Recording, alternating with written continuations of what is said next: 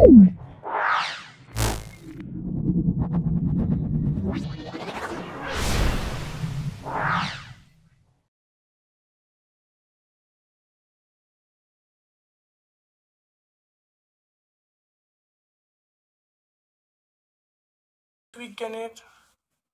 10 নম্বর সেটটা খুব ভালো করে ভিডিওটা দেখো। আমি সম্পূর্ণ ব্যাখ্যা করছি। বিগত দিনে আমি 9টা সেট পাবলিশ করেছি এবিটি এর। কেমন লাগছে অবশ্যই কমেন্ট সেকশনে কমেন্ট করবে। যারা চ্যানেলটাকে সাবস্ক্রাইব করোনি প্লিজ চ্যানেলটাকে সাবস্ক্রাইব করে দেবে, বেল বাটনে ক্লিক করে দাও। চলে এসো আজকে প্রথম প্রশ্নে, কোন গ্যাসটি ওজোন স্তরকে ক্ষতি করে না? এটা দেখো, ওজোন স্তরকে ক্ষতি করে না CO2 মনে রাখবে, ওজোন স্তরকে ক্ষতি করে না। বাকি NO আছে, N2 আছে আর CFC আছে, এগুলো কিন্তু ওজোন স্তরকে ক্ষতি করে। আদর্শ গ্যাস অণুগুলি গতিশক্তি শূন্য হয় যে তাপমাত্রা, সেটা হলো 0 K। তারপর দেখানো N2 গ্যাসের বাষ্প ঘনত্ব, N2 গ্যাসের বাষ্প ঘনত্বের সমান বাষ্প ঘনত্বের গ্যাসটি হলো, সেটা হলো CO। তাপ পরিবাহিতাঙ্কের একক calorie, second inverse, semi inverse, degree inverse. তারপর দেখো calorie, second inverse, semi inverse, degree centigrade inverse. তারপর দেখো 1.5, উত্তল লেন্সের ফোকাসের মধ্যে বস্তু রাখলে এটা প্রতিবিম্ব কেমন হবে? অসৎ হবে এবং সমশীর্ষ হবে। কোন বর্ণের আলোর জন্য ফোকাস সবচেয়ে বেশি? এটা লাল বর্ণের, আমরা কি বলবো, ফোকাস দৈর্ঘ্য বেশি হবে। পরিবাহী রোধ স্থির রেখে প্রবাহ মাত্রা দ্বিগুণ করলে, পরিবাহী রোধ স্থির রেখে প্রবাহ মাত্রা দ্বিগুণ করলে উৎপন্ন তাপ কত হবে? 4 গুণ হবে। তারপর দেখো 1.8-এ ওহমীয় পরিবাহী লেখচিত্র, আমরা অপশান ডি বলবো। এটা ভি, এটা আই, এটা ওহম সূত্রের লেখচিত্র। তারপর দেখো আলফা কণায় নিউটন সংখ্যা। আলফা কণাকে আমার লেখা হয়, দেখে নাও 1.9টা তোমরা দেখে নাও। 1.9 আলফা কণাকে লেখা হয় এরকমভাবে, এটা হিলিয়াম নিউক্লিয়াস, তাহলে এটা ভর সংখ্যা আর এটা হলো প্রোটন সংখ্যা। নিউটন সংখ্যা বার করার নিয়ম হলো, নিউটন সংখ্যা তাহলে 4 থেকে 2, ভর সংখ্যা থেকে প্রোটন সংখ্যা বাদ দেবো, বাদ দিলে নিউটন সংখ্যা হবে, তাহলে নিউটন সংখ্যা হবে কটা? 2টো, তাহলে আমরা পেয়ে যাব 2টো। তারপর দেখে নাও পর্যায়গত ধর্ম নয়, কোনটা ধর্ম নয়? এটা আমরা বলবো তেজস্ক্রিয়তা পর্যায়গত ধর্ম নয়। তারপর দেখো এখানে কোন জোটটি সমযোজী বন্ধন তৈরি করে? এটা CH সমযোজী বন্ধন তৈরি করে। তারপর দেখো তড়িৎ বিশ্লেষণ পদ্ধতিতে কপার ধাতু নিষ্কাশনে অ্যানোড হিসাবে আমরা কি ব্যবহার করব? বিশুদ্ধ কপার দণ্ড। তারপর দেখে নাও কোন গ্যাসের সংস্পর্শে সোডিয়াম নাইট্রোক্সাইড দ্রবণ বেগুনি হয়? এটা H2S দ্রবণ। তারপর দেখো প্রদত্ত ধাতু সংকরগুলির মধ্যে কোনটা তামা থাকে না? স্টেনলেস স্টিলে কিন্তু কোনো তামা থাকে না, বাকিগুলো কিন্তু সব তামা উপস্থিত থাকে। তারপর দেখো ভিনিগারে কি থাকে? ভিনিগারে যে কার্যকরী মূলকটা সেটা হলো বন্ড COOH। তারপর দেখো 2.1 বায়োগ্যাসের একটি ব্যবহার, এটা অনেকবার হয়েছে, জ্বালানি হিসেবে আমরা ব্যবহার করব। ফায়ার আইস কি? ফায়ার আইস আমরা মিথেন হাইড্রেটকে বলবো, তাহলে মিথেন হাইড্রেটকে আমরা ফায়ার হাইড বলবো। অথবা প্রশ্ন হলো জৈব গ্রিন হাউস গ্যাস, আমরা মিথেন বলবো, জৈব গ্রিন হাউস গ্যাস আমরা মিথেন বলবো। 300 ডিগ্রি সেলসিয়াস এবং 100, কোনটা 300 সেলসিয়াস 100 সেন্টি অপেক্ষা বেশি? 300 ডিগ্রি সেলসিয়াস 100 ডিগ্রি কেলভিন অপেক্ষা বেশি, এটা সত্য হবে, এটা আমরা সত্য বলবো। কেন? কারণ দেখে নাও 2.3 দেখে নাও 2.3, 300 ডিগ্রি সেলসিয়াস মানে 300 প্লাস 273, তো এটা যোগ করে এটা কেলভিন হবে, এটা যোগ করলে হবে 573 কেলভিন। তাহলে 573 কেলভিন অবশ্যই বড় কার থেকে? 100 কেলভিনের থেকে, তাহলে এটা সত্য হবে। তাহলে স্টেটমেন্ট আমরা কি বলবো, সত্য বলবো। তারপর দেখো 2.4 PV W by M R টি, এই ডব্লিউ এম এর একক কি? এম এর একক আমরা বলবো এটা হলো গ্রাম মোল ইনভার্স। তাই 2.4 আমরা বলবো গ্রাম বলবো, মোল ইনভার্স বলবো। তাহলে এম এর একক হলো গ্রাম মোল ইনভার্স। তারপর দেখো কোন শর্তে বাস্তব গ্যাস আদর্শ গ্যাসের মতো আচরণ করবে? এটা অনেকবার হয়েছে, উচ্চ তাপ নিম্ন উষ্ণতা, না এটা মনে রাখবে উচ্চ উষ্ণতা নিম্ন চাপ। তাহলে অথবা প্রশ্নটা আমরা বলবো উচ্চ তাপমাত্রা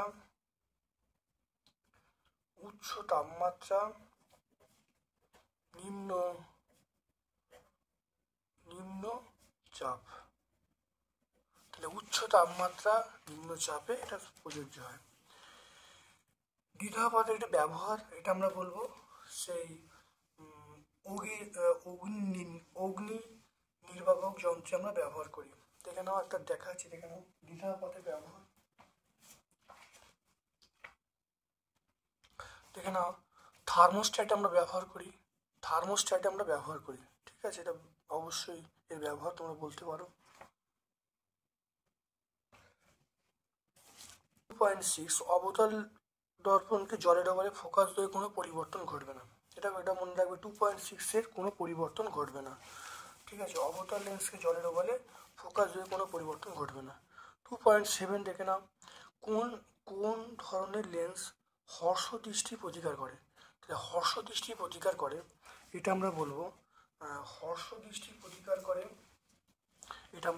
অবতল লেন্স। তাহলে হর্ষ দৃষ্টি প্রতিকার করে আমরা বলবো অবতল লেন্স।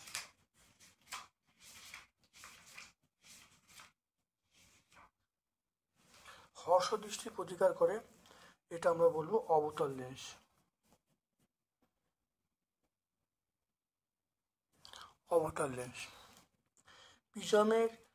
প্রিজমের মধ্য দিয়ে সাদা আলো বিচ্ছুরণে কোন বর্ণ চ্যুতি সবচেয়ে বেশি হয়? এটা আমরা বলবো বেগুনি। তাহলে বেগুনির চ্যুতি সবচেয়ে বেশি হয়। তারপর দেখো, বাড়ির বর্তনীতে বৈদ্যুতিক সরঞ্জামগুলি কোন সমবায়ে থাকে? এটা অবশ্যই আমরা বলবো সমান্তরাল সমবায়ে থাকে। কোন সমবায় বলতে? সমান্তরাল সমবায়। তাই 2.8 এটা অনেকবার হয়েছে, তাই 2.8 এটা বলবো সমান্তরাল সমবায় থাকে। তারপর দেখো সিএফএল এর মধ্যে দেখো, সিএফএল এর মধ্যে থাকে পারদ, তাই পারদ দূষণ ঘটায়। সিএফএল এর ক্ষতিকর প্রভাব পারদ দূষণ ঘটায়। ফ্লেমিংয়ের বামহস্ত নিয়ম, এটা যন্ত্রের নাম। ফ্লেমিংয়ের বামহস্ত নিয়ম একটি যন্ত্রের নাম, সেটা হলো বার্লো চক্র। আমরা কি বলবো যন্ত্রের নাম? 2.9 বার্লো চক্র।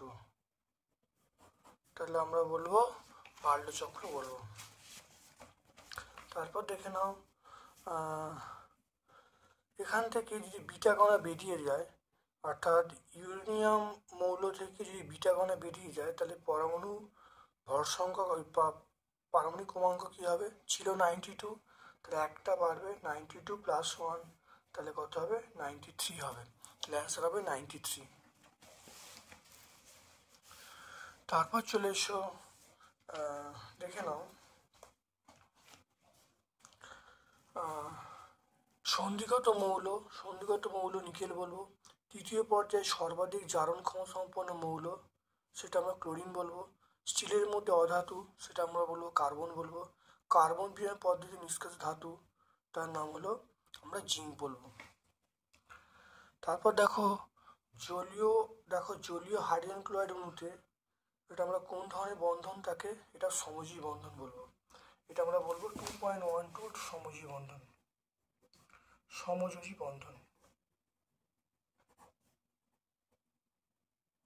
আমরা বলবো সমযোজী বন্ধন থাকে। অথবা প্রশ্ন হলো, তড়িৎ পরিবহন করলেও আয়নিত হয় না, এটা পদার্থের নাম আমরা বলবো পারদ বলবো। Hg, এটা পারদ বলবো। 2.13 দেখো, তড়িৎ বিশ্লেষণ প্রক্রিয়ায় এসি ব্যবহার করা যায়, এটা মিথ্যা, এটা আমরা বলবো মিথ্যা বলবো। বলয় পরীক্ষা কোনে শনাক্ত করে কোন অ্যাসিডকে, এটা আমরা HNO3 বা নাইট্রিক অ্যাসিড বলবো। HNO3 বলবো বা নাইট্রিক অ্যাসিড বলবো। 2.15 এটা আমরা HNO3 বলবো বা নাইট্রিক অ্যাসিড বলবো। লেড নাইটে H2S পাঠালে কালো বর্ণের অধক্ষে পি হয়, তার নাম হলো PBS। অথবার প্রশ্ন হলো লেড সালফাইড PBS, এটার নাম হলো লেড সালফাইড। ঠিক আছে, তারপর দেখো ক্যালামাইন কোন ধাতুর আকরিক?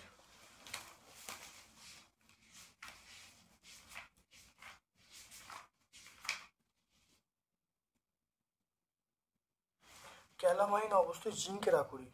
ক্যালামাইন আমরা বলবো Zn, জিঙ্কের আকরিক। তারপর দেখো N সংখ্যক কার্বন পরমাণুযুক্ত অ্যালকেন পরমাণুর সংখ্যা। অ্যালকেন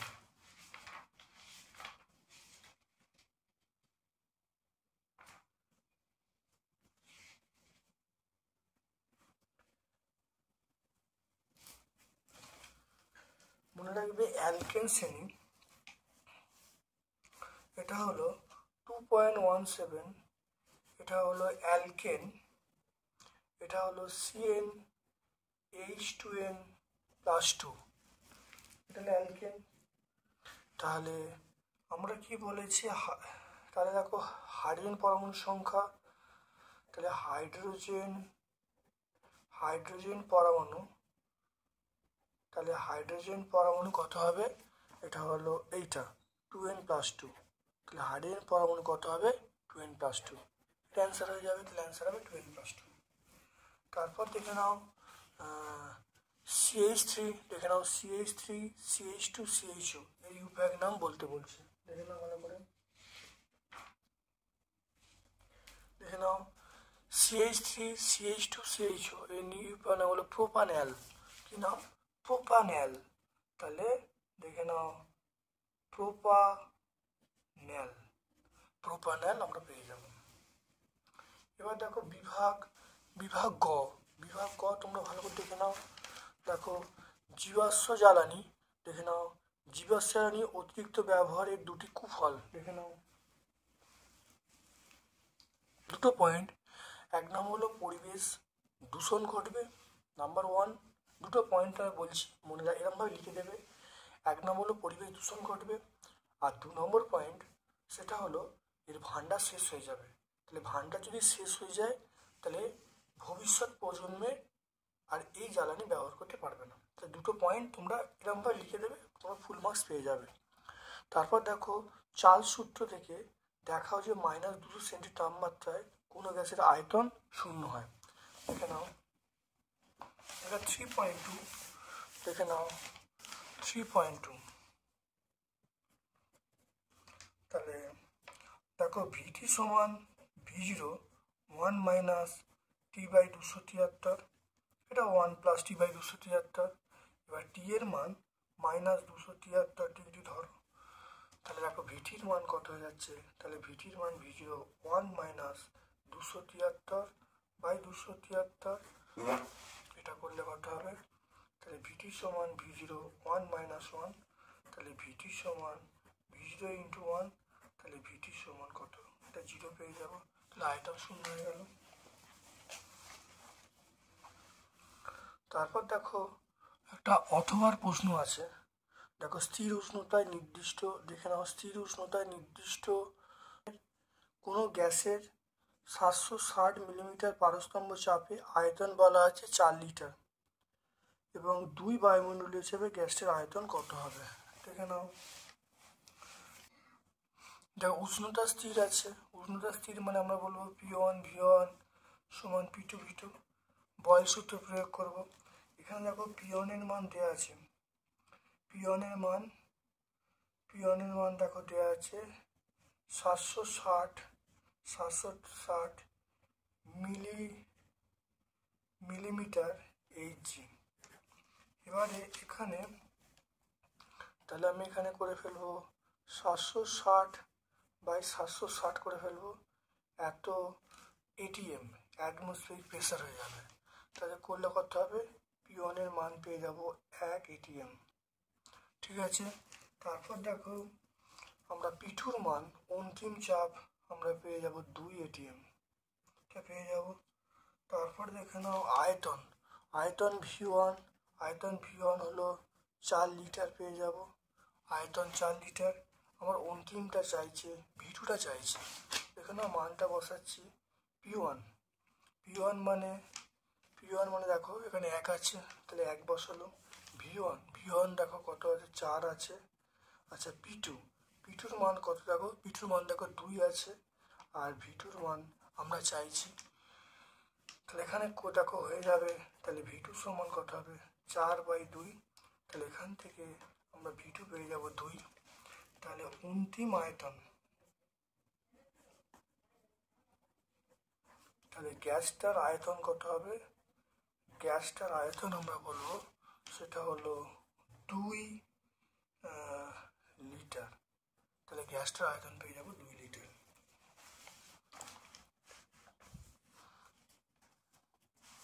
তারপর দেখো কোন দেখে নাও 3.3, কোনো মাধ্যমে আলোর বেগ বলা আছে, তার প্রতিসরাঙ্ক নির্ণয় করতে বলেছে। আর কোনো মাধ্যমে আলোর বেগ বলা আছে, শূন্য মাধ্যমে আলোর বেগ বলা আছে, প্রতিসরাঙ্ক নির্ণয় করতে বলছে।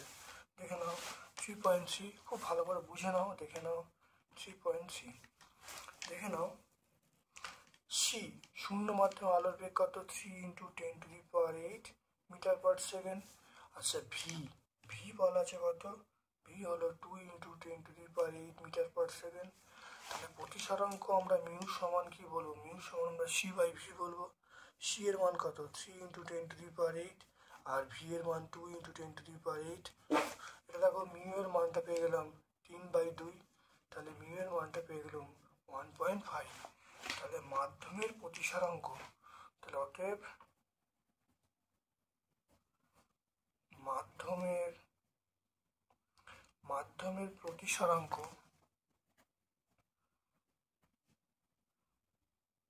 মাধ্যমের প্রতিসরাঙ্ক 1.5, এটা অ্যান্সার হয়ে গেল। তাহলে মাধ্যমের প্রতিসরাঙ্ক 1.5।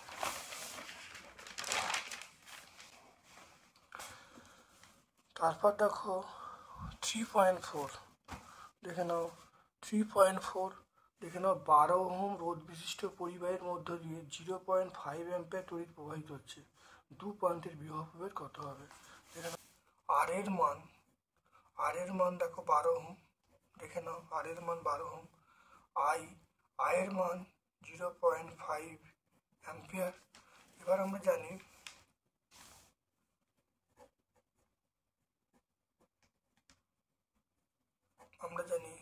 ভি সমান IR, তাহলে এর মান 0.5, আর এর মান 12, এটা 6 হয়ে যাবে। তাহলে আমরা কি বলবো, তাহলে পরিবাহীর দুই প্রান্তের বিভব, পরিবাহীর দুই প্রান্তের বিভব আমরা কত বলবো, সেটা হলো 6 ভোল্ট বলবো। পরিবাহীর দু প্রান্তের বিভব আমরা কত বলবো, 6 ভোল্ট বলবো। ঠিক না, ভালো করে। তারপরে দেখে নাও তড়িৎচালক বল এবং বিভব প্রভেদের মধ্যে একটা সাদৃশ্য, একটা বৈসাদৃশ্য মনে রাখবে। তড়িৎচালক বল, দেখে নাও তড়িৎচালক বলের একক হলো, তড়িৎচালক বলে SI একক হলো ভোল্ট, বিভব প্রভেদের SI একক হলো ভোল্ট, এটা সাদৃশ্য। তাহলে উভয়ের একক হলো ভোল্ট SI পদ্ধতিতে। আর তড়িৎচালক বলটা মাপ হয় পোটেনশিওমিটার যন্ত্রের সাহায্যে, বিভব মাপ হয় ভোল্টমিটার যন্ত্রের সাহায্যে। তাহলে বোঝা গেল তো দুটো, এটা হলো বৈসাদৃশ্য।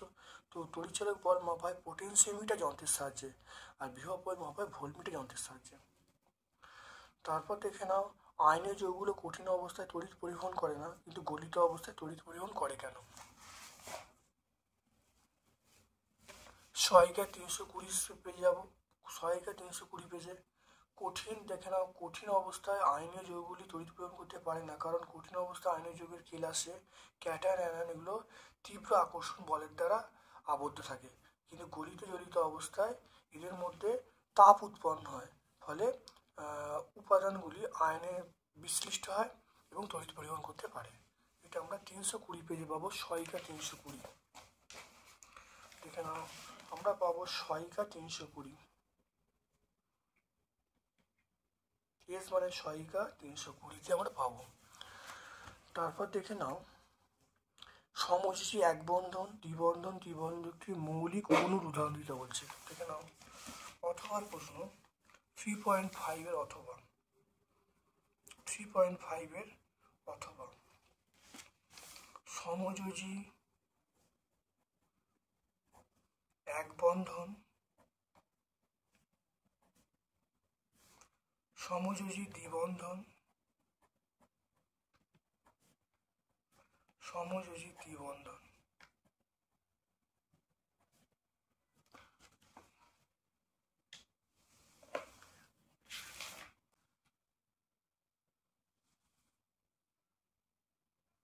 আমরা অক্সিজেন বলবো, দ্বিবন্ধন অক্সিজেন বলবো, আর ত্রিবন্ধন আমরা নাইট্রোজেন বলবো। তাহলে দেখে নাও, তাহলে এক বন্ধন H2 বলবো, দ্বিবন্ধন O2 বলবো, আর ত্রিবন্ধন N2 বলবো। তারপর দেখে নাও স্পর্শ পদ্ধতিতে H2SO প্রস্তুত তৈরির সময় SO3 কে সরাসরি জলের মধ্যে দ্রবীভূত করা হয় না কেন? দেখে নাও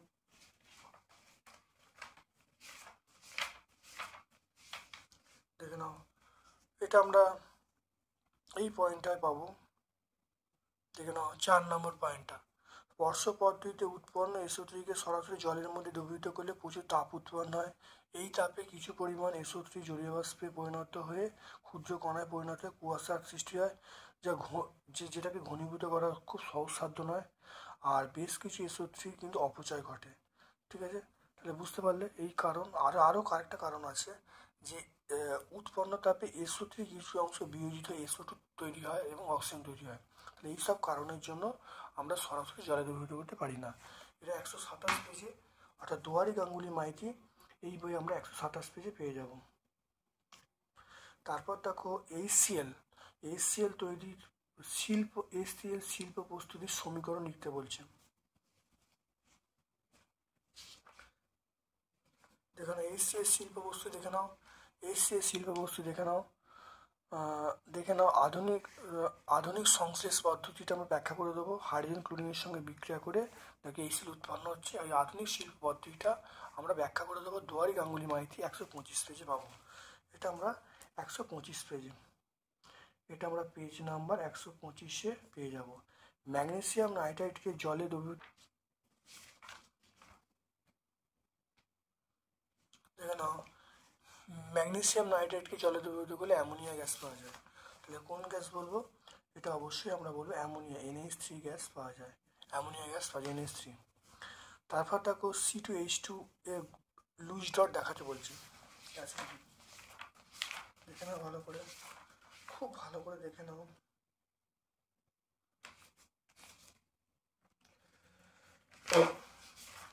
দেখে নাও C2H2 দেখো অ্যাসিডেনের লুইস ডট তোমরা দেখে নাও। এটা লুইস ডট, এটা পেজ নাম্বার 109 দুয়ারি গাঙ্গুলি মাইতি, এটা 109 তোমরা পেয়ে যাবে। Luis dot 109, page number 109। তারপর দেখো সমুদ্রগামী জাহাজের জলের সংস্পর্শে থাকা অংশের সঙ্গে ম্যাগনেসিয়াম ব্লক লাগানো থাকে কেন?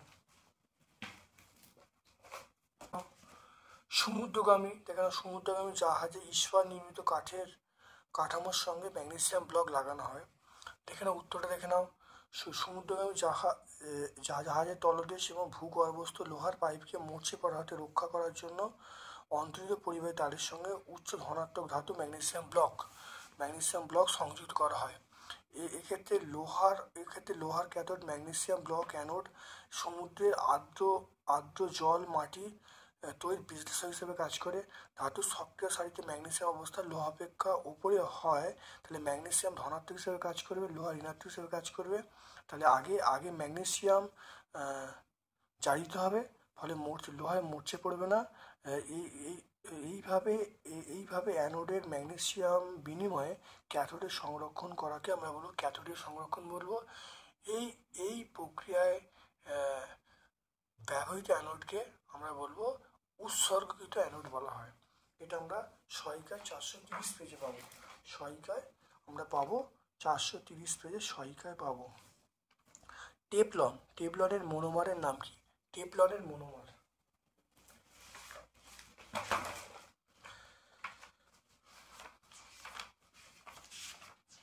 দেখে নাও। টেফলনের মনোমার দেখে নাও, টেট্রাফ্লুইথিলিন, টেট্রাফ্লুইথিলিন। এটা আমরা টেক্সট বই 146-এ পাবো, পেজ নাম্বার 146-এ আমরা পাবো। উড অ্যালকোহল, উড অ্যালকোহলের সংকেত, সেটার সংকেতটা হলো CH3OH। তাহলে উড অ্যালকোহল আমরা বলবো CH3OH। তাহলে উড অ্যালকোহল হলো CH3OH। তারপর দেখো C2H5OH থেকে CH2 ডবল বন্ড CH2 কীভাবে রূপান্তর করবে দেখে নাও। C2, এটা আমরা দেখে নাও, এটা দেখে নাও C2H5OH, তার সঙ্গে দেখো গাঢ় H2SO4 এবং 170 সেন্টিগ্রেড তাপমাত্রা উত্তপ্ত করলে দেখো ইথিলিন উৎপন্ন হবে বা ইথিন উৎপন্ন হবে, দেখতে পাচ্ছ। তাহলে পেজ নাম্বার 147 আমরা পেয়ে যাব, এটা আমরা 147 পেজে পেয়ে যাব।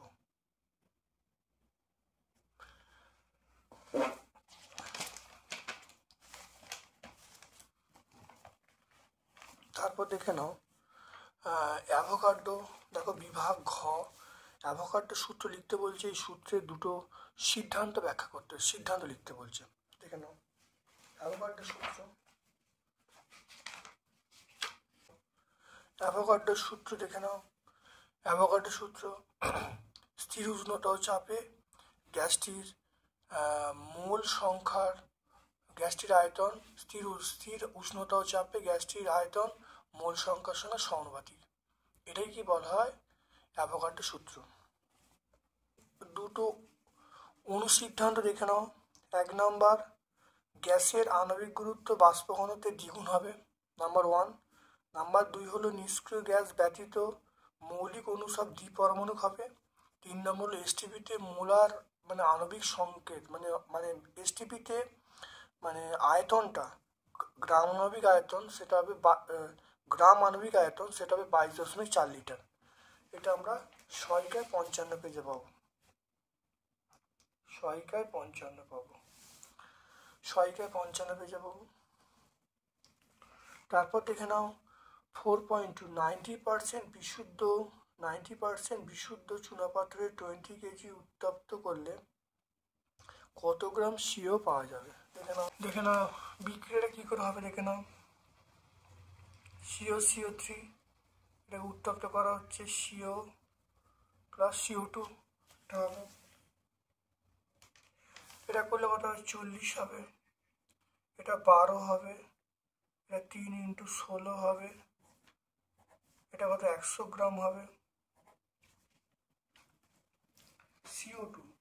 CO2 দেখো 12 হবে, 2 × 16 হবে, এটা করলে কত হবে, এটা করলে হবে 44 গ্রাম হবে, ঠিক আছে। এবার দেখো 20 কেজি, দেখে নাও এখানে বলা আছে 20 কেজি চুনাপাথর উত্তপ্ত করা হচ্ছে। 20 কেজি মানে আমরা বলবো তাহলে 20 কেজি মানে আমরা বলবো 20 কত গ্রাম, মানে 20,000 গ্রাম বলবো। এবারে এখানে বলবো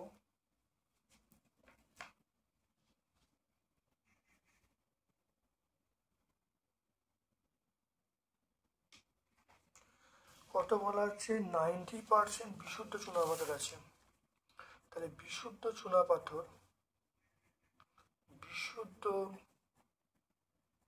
চুনাপাথর কত আছে 90%, তাহলে এর 90% হলো এত গ্রাম হবে। শূন্যগুলো কেটে দাও, কেটে দাও কত আসছে 18 আসছে, দেখো 18,000 গ্রাম। তাহলে দেখে নাও 100 গ্রাম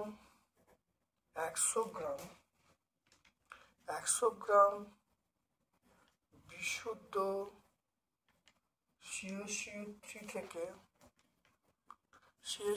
থেকে CO2 পাওয়া যায়, CO2 প্রাপ্ত হয়, CO2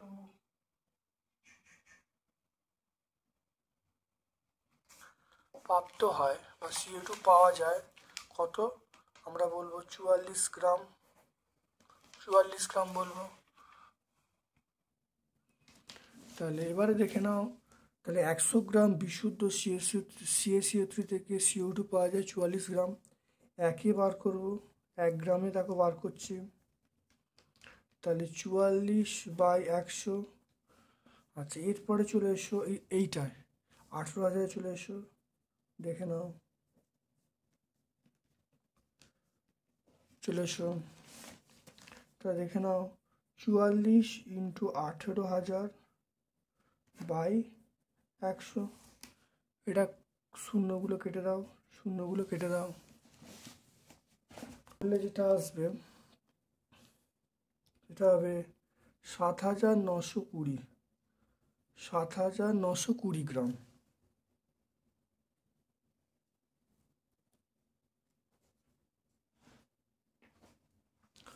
তো এটা অ্যান্সার পেয়ে যাবো, এটাই অ্যান্সার আমাদের। এটা করলেই পরীক্ষায় ফুল মার্কস তোমরা পেয়ে যাবে, এটুকুই করবে।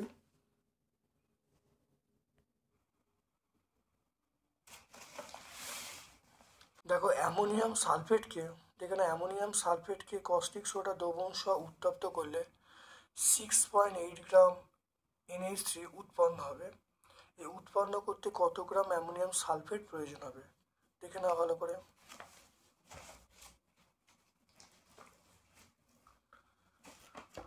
দেখে নাও, এটা দেখে নাও, দেখো অ্যামোনিয়াম সালফেট, অ্যামোনিয়াম সালফেটে দেখো আণবিক ভর বার করা হয়েছে। দেখো অ্যামোনিয়ার দেখো, এটা দেখো বলা আছে অ্যামোনিয়ার দেখো আণবিক ভর বার করা হয়েছে। তাহলে 34 গ্রাম অ্যামোনিয়া তৈরি করতে অ্যামোনিয়াম সালফেট লাগে 132 গ্রাম, দেখো তাই লেখা হয়েছে। একে বার করব, আর এখানে 6.8 দেখে নাও কত আছে, 6.8, ওটা বার করলে উত্তর পেয়ে যাবো। তাহলে 6.8 দেখো বার করেছি, বার করতে দেখো উত্তর পেয়ে গেছি 26.4 গ্রাম।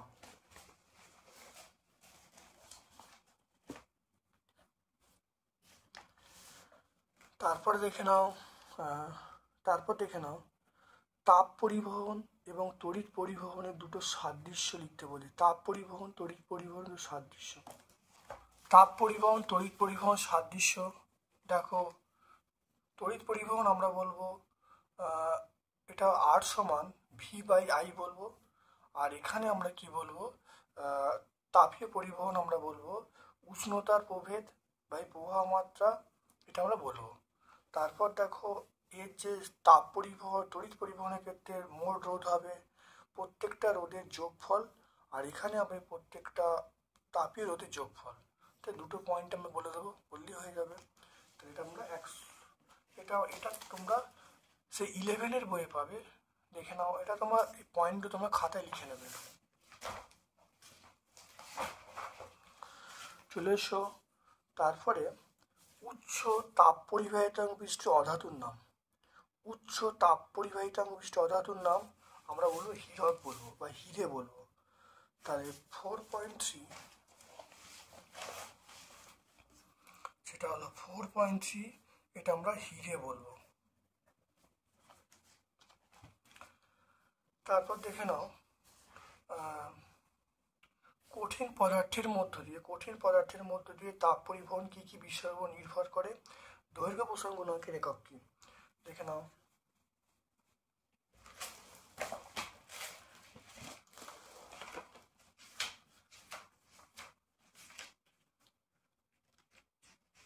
দেখো পেজ নাম্বার 33, দেখে নাও। তিনটে বিষয়ের উপর নির্ভর করছে, ভালো করে দেখে নাও। তিনটে পয়েন্ট তোমরা বলে দেবে, মানে এইখান থেকে শুরু করবে, এই দুই বিপরীত পৃষ্ঠ থেকে শুরু করবে, তাপ পরিবাহিতাঙ্ক পরিবহন দিলে উত্তর চলে আসবে। পেজ নাম্বার 33 আমরা পেয়ে যাব, এটা পেয়ে যাব পেজ নাম্বার 33।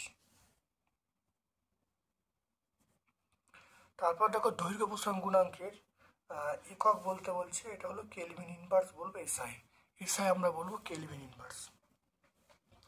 তারপর দেখো 4.4 প্রতিসরণের আপাতন কোণ বলা আছে প্রতিষ্ঠিত রশ্মি বলা আছে অবিলম্বের সঙ্গে 60 ডিগ্রি কোণে আছে কৌণিক চ্যুতি কত হবে দেখে নাও। এটা হলো আপাতন কোণ বলা আছে 45 ডিগ্রি, আপাতন কোণ 45 ডিগ্রি। এবার দেখো অবিলম্বের সঙ্গে 60 ডিগ্রি, অবিলম্বের সঙ্গে এখানে এটা হলো 60 ডিগ্রি। তাহলে আলোটা আসছে, তাহলে কৌণিক চ্যুতি, তাহলে এটা হলো আমরা আই বলবো, এটা আমরা আর বলবো। তাহলে আমরা কি বলবো, আই সমান, তাহলে আমরা বলবো কৌণিক চ্যুতিকে আমরা বলবো ডেল্টা, ডেল্টা সমান আর মাইনাস আই। তাহলে আর কত, আর হলো 60 ডিগ্রি, আই হলো কত 45 ডিগ্রি, তাহলে 15 ডিগ্রি। তাহলে অ্যান্সার পেয়ে গেলাম 15 ডিগ্রি। তাহলে কৌণিক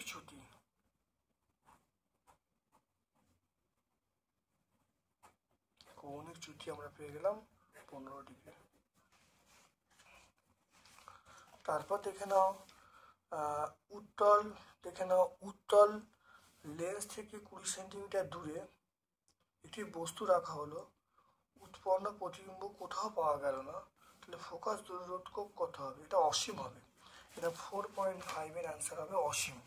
আমরা কি বলবো, ওই অ্যান্সারটা বলবো 4.5, অ্যান্সারটা আমরা বলবো অসীম। কোন প্রকার দর্পণে, এটা হলো দর্পণে কোন দৃষ্টিগত বিস্তৃত, এটা আমরা বলবো উত্তল দর্পণে, এটা আমরা কি লিখবো,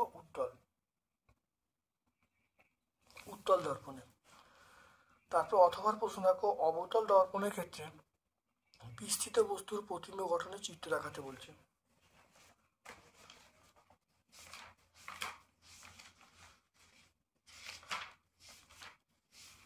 দেখে নাও অবতল দর্পণে বিস্তৃত বস্তুর, দেখো অবতল দর্পণের দেখো ছবিটা আঁকবো, আঁকলে এটা হয়ে যাবে পেজ নাম্বার 40, পেজ নাম্বার 40-এ আমরা পেয়ে যাব।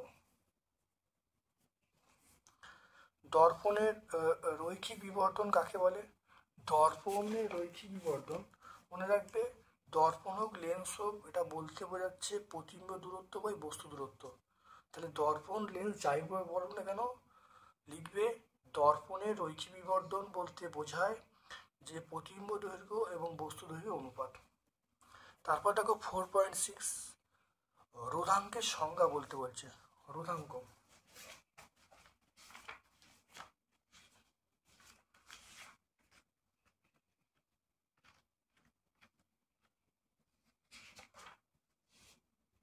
দেখে নাও রোধাঙ্কের সংজ্ঞা একক দৈর্ঘ্য একক প্রস্থ ক্ষেত্রবিশিষ্ট কোনো পরিবাহী দু প্রান্তের বিপরীত পৃষ্ঠের রোধকে আমরা রোধাঙ্ক বলবো। এটা পেজ নাম্বার 66 আমরা বলবো, পেজ নাম্বার আমরা বলবো 66 বলবো। তারপর দেখো 4.6 দুটো পরিবাহীর প্রবাহ মাত্রা বলা আছে, রোধের অনুপাত বলা আছে, বিভব অনুপাত বার করতে বলেছে। প্রবাহ মাত্রার অনুপাত তাহলে বলা আছে I1/I2, এটা বলা আছে 2/3। তারপর বলছে রোধের অনুপাত I1/I2, এটা বলা আছে 4/3। আমাকে বলেছে বিভব প্রভেদের অনুপাত বার করতে, তাহলে V1/V2, এটা বলবো I1R1, এটা বলবো I2R2। দেখে নাও বিভব প্রভেদ মানে V সমান IR, তাহলে I1R1/I2R2, তাহলে I1/I2 ইন্টু R1/R2।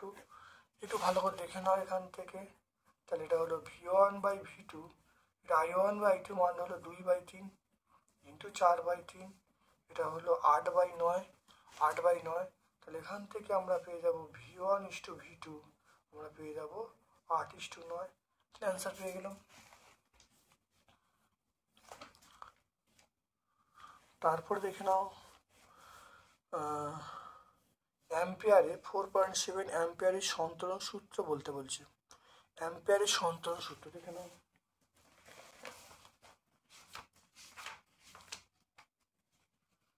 এটা আমরা দেখে নাও অনেকবার হয়েছে, পেজ নাম্বার 76-এ তোমরা পেয়ে যাবে। দেখো পেজ নাম্বার 76, অ্যাম্পিয়ারের সন্তরণ সূত্র।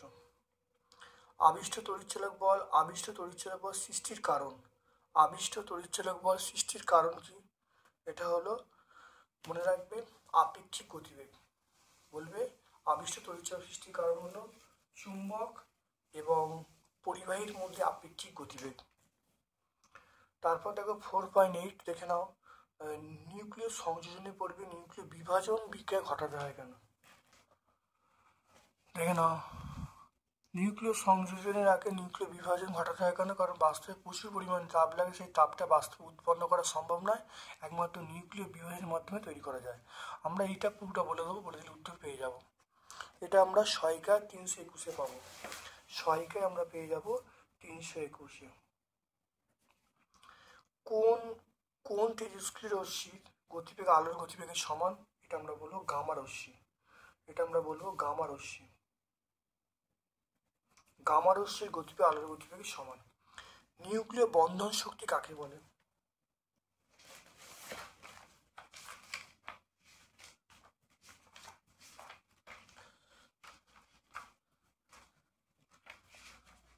নিউক্লিয় বন্ধন শক্তি দেখে নাও কোনো পরমাণু নিউক্লিয়াসকে ভেঙে ওর মধ্যে নিউক্লিয়নগুলিকে স্বাধীন কণায় পরিণত করতে যে শক্তির প্রয়োজন হয় তাকে নিউক্লিয় বন্ধন শক্তি বলে। এটা আমরা বলবো 91 পেজে পাবো। এটা হলো আমরা বলবো page number 91, Duari Ganguly Maity page number 91-এ আমরা পাবো। আলফা বিটা গামার মধ্যে কোনটি গ্যাস করার ক্ষমতা বেশি? এটা আমরা আলফা বলবো। আলফা রশ্মি গ্যাসকে আয়নিত করার ক্ষমতা বেশি। তারপর দেখো 4.9, পরমাণুর ব্যাসার্ধ বলতে কি বোঝো? আর পারমাণবিক ব্যাসার্ধ পর্যায় শ্রেণী বরাবর কি পরিবর্তন ঘটে?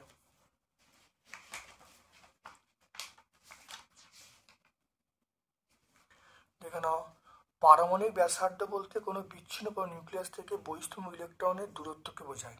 ঠিক আছে, এবার দেখে নাও কিরম, দেখে নাও পর্যায় বরাবর যদি বাম থেকে ডান দিকে যাওয়া যায়, বাম থেকে ডান দিকে গেলে তাহলে কি হবে? পারমাণবিক ব্যাসার্ধ ক্রমশ কমবে। আর দেখো শ্রেণী বরাবর যদি ওপর থেকে নিচে নামা হয় তাহলে সেখানে কি হবে? বৃদ্ধি পাবে। কোথায় লিখে দেবে তাহলে? 101 পেজে আমরা সব উত্তরটা পেয়ে যাব। তাহলে এর উত্তরটা আমরা কোথায় পাবো? 101 পেজে পাবো, পেজ নাম্বার 101-এ আমরা পেয়ে যাব। তারপর দেখো তড়িৎ বিশ্লেষক। তড়িৎ বিশ্লেষক কাকে বলে? তড়িৎ বিশ্লেষক কাকে বলে? কপার তড়িৎ দ্বারে কপার দ্বারের সাহায্যে কপার জ্বলিত বনে তড়িৎ দ্বারে কি পরিবর্তন ঘটে ব্যাখ্যা করতে বলছে। দেখে নাও, খুব ভালো দেখে নাও।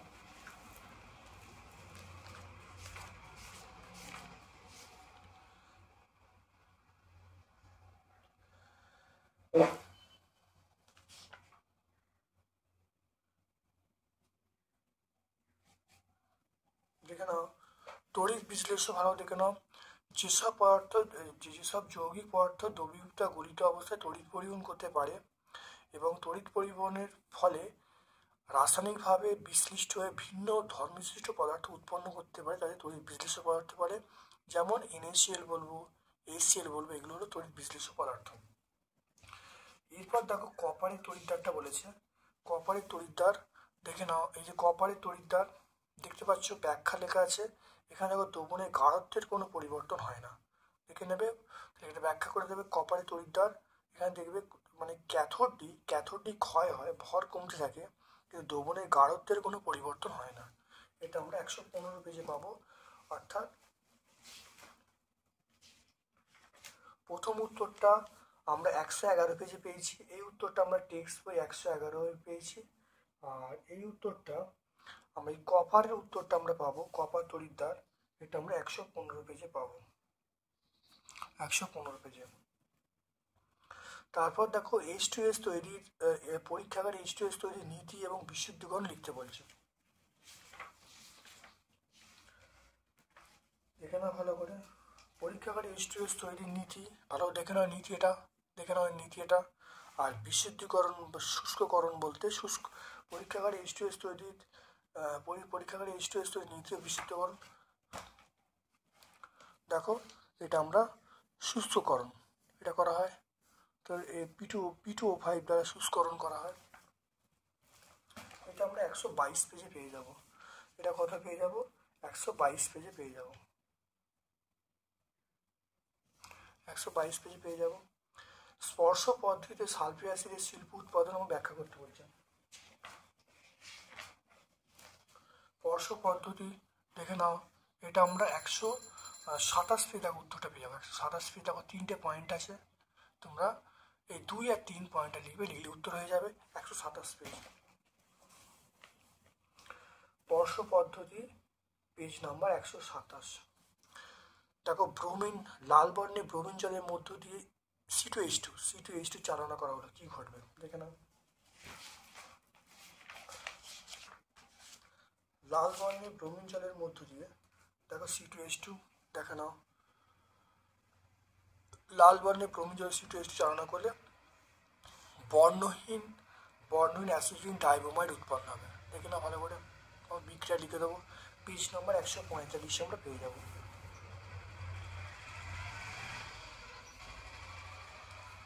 তারপর দেখে নাও একটি কৃত্রিম জৈব ভঙ্গুর পলিমারের নাম। এটি কৃত্রিম জৈব ভঙ্গুর, এটা আমরা বলবো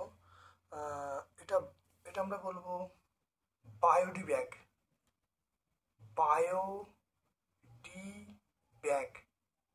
তাহলে একটি কৃত্রিম জৈব ভঙ্গুর পলিমার বায়োডি ব্যাগ বলবো। এলপিজি সিলিন্ডারে দেখো, অথবা প্রশ্ন দেখো, দেখে নাও এলপিজি সিলিন্ডারে যে দুর্গন্ধযুক্ত গ্যাসটা বের হয় তার নাম কি? এর নাম হলো ইথাইল মার্কেপট্যান। তাহলে গ্যাসটার নাম সংকেতটা লিখছি C2H5SH, ইথাইল মার্কেপট্যান। আর কার্যকারী সমবায়বতা কি, উদাহরণ দিতে বলছে, দেখে নাও। কার্যকারী সমবায়বতা দেখে নাও ভালো করে, একই আণবিক সংকেত বিশিষ্ট যৌগে আলাদা গ্রুপ থাকার ফলে সৃষ্ট সমবায়বতাকে আমরা কার্যকারী সমবায়বতা বলবো। যেমন C2H6O, এটা এখানে দেখো আমি লিখতে পারি CH3CH2H বলতে পারবো, আর CH3O CH3 বলতে পারবো, দেখে নাও ভালো করে। তো এটা আমরা 140 পেজে পেয়ে যাবো। এটা পেজ নাম্বার 140-এ আমরা পেয়ে যাবো। লাগলে কমেন্ট সেকশানে কমেন্ট করবে, যদি ভালো লাগে একটা লাইক করবে। যারা চ্যানেলটাকে সাবস্ক্রাইব করোনি প্লিজ চ্যানেলটাকে সাবস্ক্রাইব করে দেবে, বেল বাটনে ক্লিক করে দেবে। আমার পক্ষ থেকে সকলকে ধন্যবাদ এবং শুভকামনা জানাচ্ছি।